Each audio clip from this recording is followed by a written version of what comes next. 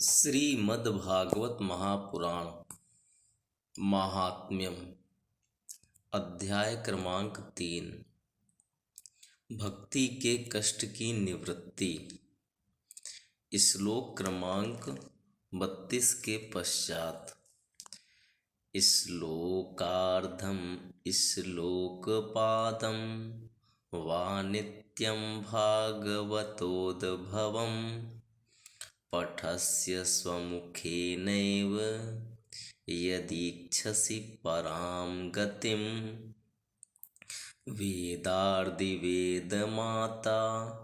च पौरुषं सूक्तमेव च त्रयी भागवतं चैव द्वादशाक्षर एव च।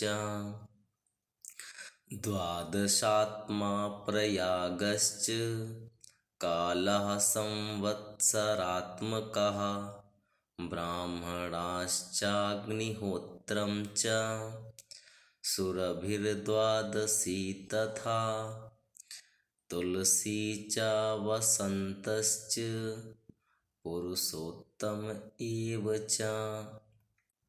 एतेषां तत्त्वतः प्राज्ञेन पृथग्भाव इष्यते।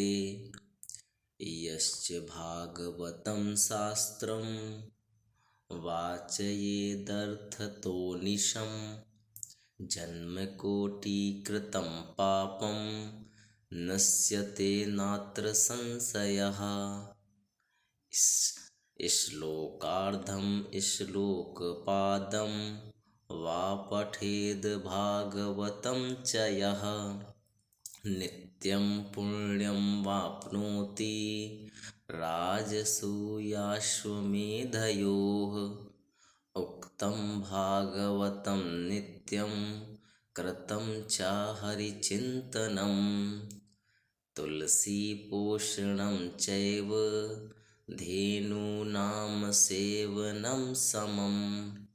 अन्तकाले तु येनैव श्रूयते सुखशास्त्रवाक् प्रीत्या तस्यैव वैकुण्ठं गोविन्दोऽपि प्रयच्छति। हेमसिंहयुतं चैतद्वैष्णवाय ददाति च कृष्णेन सह सायुज्यं सपुमान् लभते ध्रुवम्। आजन्ममात्रमपि येन शठेन किञ्चिच्चित्तं विधाय सुखशास्त्रकथा न पीता। चाण्डालवच्च खरवद्वत् तेन नीतं मिथ्या स्वजन्म जननी जनिदुःखभाजा।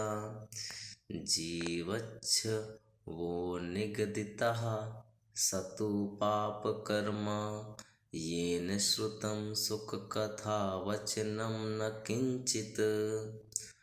धिक्तं नरं पशुसमं भुवि भाररूपमेवं वदन्ति दिवि देवसमाजमुख्याः। दुर्लभैव कथालोके श्रीमद्भागवतोद्भवा कोटिजन्मसमुत्थेन पुण्येनैव तु लभ्यते। तेन योगनिधे धीमन् श्रोतव्या सा प्रयत्नतः। दिनानां नियमो नास्ति सर्वदा श्रवणं मतम्। यदि आपको परम गति की इच्छा है तो अपने मुख से ही श्रीमद्भागवत के आधे अथवा चौथाई श्लोक का भी नित्य नियम पूर्वक पाठ कीजिए। ओमकार, गायत्री, पुरुषोक्त, 3 वेद, श्रीमद्भागवत, ओम नमो भगवते वासुदेवाय, यह द्वादशाक्षर मंत्र 12 मूर्तियों वाले सूर्य भगवान प्रयाग संवत्सर रूप काल ब्राह्मण अग्निहोत्र, गौ, द्वादशी तिथि, तुलसी, वसंत ऋतु और भगवान पुरुषोत्तम, इन सब में बुद्धिमान लोग वस्तुतः कोई अंतर नहीं मानते। जो पुरुष अहरनिश अर्थ सहित श्रीमद् भागवत शास्त्र का पाठ करता है, उसके करोड़ों जन्मों का पाप नष्ट हो जाता है, इसमें तनिक भी संदेह नहीं है।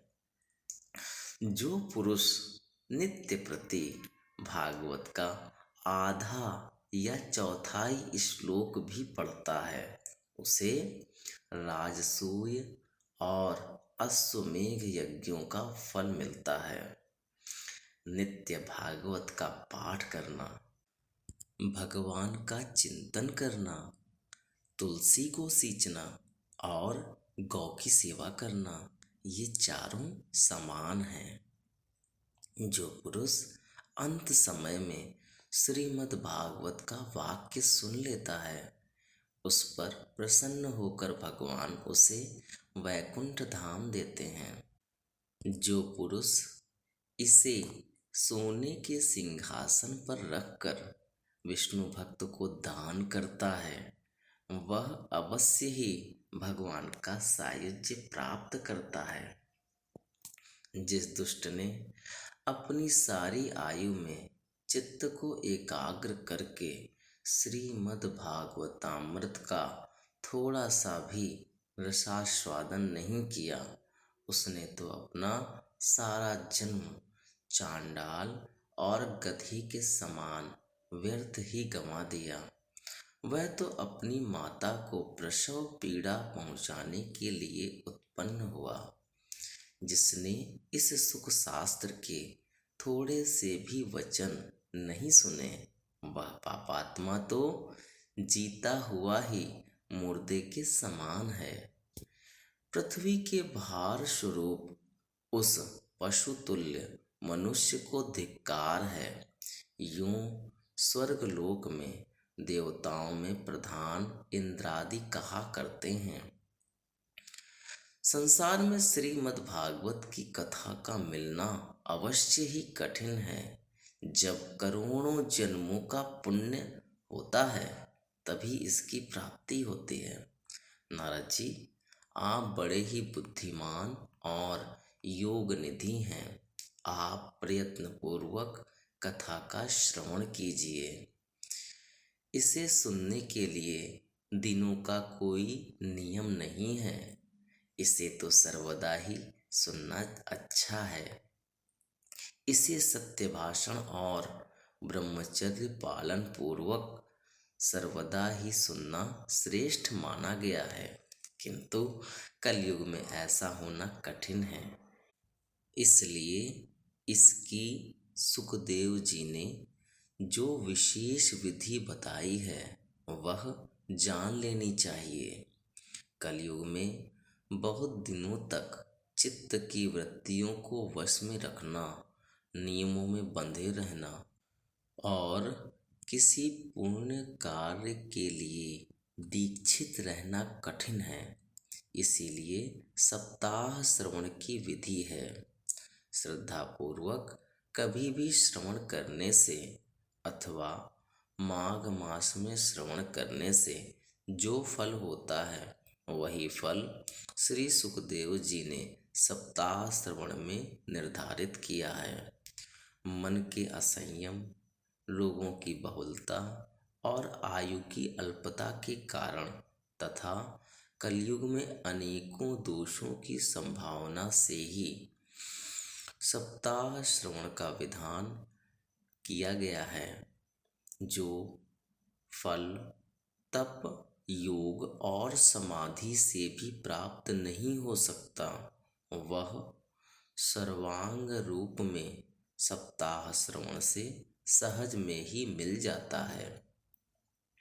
सप्ताह श्रवण यज्ञ से बढ़कर है, व्रत से बढ़कर है, तप से कहीं बढ़कर है, तीर्थ सेवन से तो सदा ही बड़ा है, योग से बढ़कर है, यहाँ तक कि ध्यान और ज्ञान से भी बढ़कर है। अजी, इसकी विशेषता का कहाँ तक वर्णन करें, यह तो सभी से बढ़ चढ़कर है।